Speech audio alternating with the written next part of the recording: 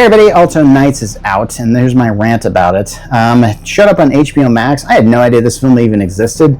And this film was released to theaters and didn't really make a lot of money, and which to me feels weird. It's like, this is a film that is Robert De Niro. It's about mobsters, and most of the best mobster movies of Robert De Niro usually work. And Barry Levinson directed this. If you're not familiar with that director, look him up. And it still did not do as much money as, say, some of the other films that were released, like Mickey 17, and Mickey 17 was a really bad film, so hey, watch my rant on that if you'd like. I originally tried doing this rant like an Italian gangster, because I noticed in a lot of these Italian gangster movies, there's always conversations where they talk like this, and they just talk about the same things on, and they just keep going, and they never say things directly to the point, that they always have to like keep going and going and going. So it's kind of like my rants, and I tried to do it, but it kind of ended up not working, so I just decided to just do this rant all over again. And I don't even feel like posting any things of that, because I don't have an editing squad that looks at all my things and goes like, no, you can't do that, Mark. I just kind of like, I post it, you know how this works. So, Alto Nights. What is Alto Nights about? I believe the title refers to a club that apparently these two young gentlemen used to do, and by two young gentlemen, this is where it gets complicated. Robert De Niro actually plays two roles in this film, and I don't think they're like twin brothers or anything like that. For some reason, he plays this as a dual role. I don't know why that was done. I mean, dual roles are usually done for, actually, you know what? I don't really know why dual roles are usually done. Usually dual roles are done because it's like, well, this is the character's twin, and of course they have to look the same. So that's usually where you do a dual role or something like that. Or you do one like a doppelganger or the other or something like that. That's where you do a dual role. But here it's like, these are apparently two unrelated people. Robert De Niro plays Frank Costello, and he also plays Vito Genovese.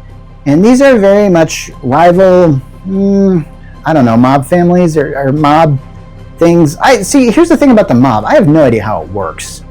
So, and I'm assuming that there's the families and they're always feuding and stuff like that, and they are trying to get territory or something like that.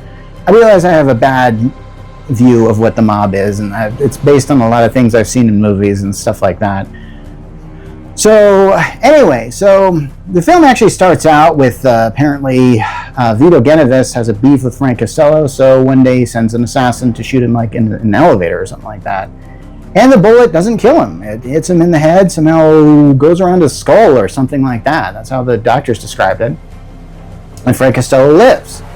Now, it's from this moment that Frank Costello decides that he kind of wants out of this whole organization, but the problem is he's too entrenched in it. He can't just leave, even though his wife just wants him to leave. But he knows that if I leave, they'll just follow me, and if I try and take revenge, eventually they'll just get bigger guns and just absolutely kill me.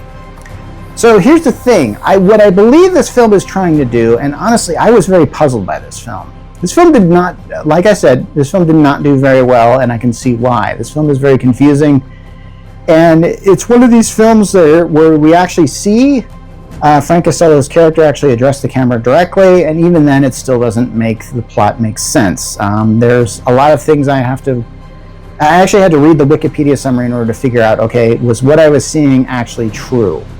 And I have to do that a lot with a lot of these films I watch, because I'm watching that, I'm going like, okay, they couldn't have done that. That was just stupid. But no, they did it. And, I'm not going to mention any more examples of that.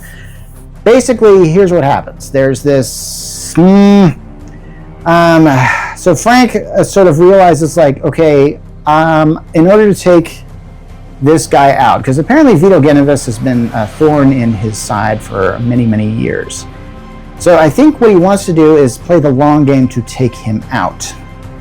And he's always looking for opportunities to take him out. But he doesn't want to just go into just send an assassin after him. However, this does not stop Vito from sending an assassin after, I think, Frank Costello's second in charge just shoots him in a barber shop, you know, where the guy's just in there in a chair, towel over his face, and he's, you know, shooting full holes like in Godfather style. And yeah, and I guess you can compare this to Godfather. Wasn't De Niro in one of the Godfather movies, I'm pretty sure. So, yeah, I guess maybe they were hearkening back to that. And apparently anytime you see Robert De Niro in some sort of mob thing, I think we're supposed to think, oh, this is going to be like The Godfather. This has to be good. You know, like The Irishman, which was pretty good. But Martin Scorsese didn't do this movie. I was so surprised. I felt like you had Robert De Niro and you put it in a mob thing and you didn't have Martin Scorsese in this? I was going like, was he not available? Maybe he was on that show, The Studio, or something like that, where he was trying to make his Kool-Aid thing about Jim Jones or something like that. I better talk about that some other time. Anyway, so this is one of those films in which, like, okay, so there's sort of a slow plot line happening, and this is happening over many years, decades, not even really sure. So I think at some point in time there's some Senate hearing, and Frank Costello goes under investigation. And while Vito Genoves's guys, they all get called up to court in a congressional hearing, and they all plead the fifth. Frank Costello doesn't plead the fifth. He's just kind of like going like, I hate this and stuff like that. And he actually does a few years in prison because of this. And that's kind of odd that they actually kind of they detail some of the consequences of his actions that lead to that. And yeah, it gets pretty. Anyway, so I think you're watching this just so you can watch Robert De Niro essentially play these two guys. And I have to admit, they are two totally different people. I mean, at no point in time do they have to wear name tags so you can figure out who they are. I mean, Vito Genovese is more of a greasier Robert De Niro, and it's very, you can tell he's a little less amoral and a lot less controlled. Whereas the Frank Costello character is a guy who's just basically trying to make ends meet, but he knows he's got his hands dipped in many illegal pies and stuff like that, and he knows how to cover his tracks and stuff like that. But he also knows that he's vulnerable, and Costello's character is really trying to do this. So here's the thing about this film that I didn't really know going into it, that it was actually based on a true story. That this has actually really happened. And apparently there was a meeting of a lot of crime families in Appalachian, somewhere in New York. And that these crime families are going to get together and they all have food, because anytime you watch any mobster movie, what do you see? A lot of food. A lot of food gets consumed there. I don't know. You always see like Italian moms going like, oh, please, there's a lot more. It's just, you just see this, okay? You do.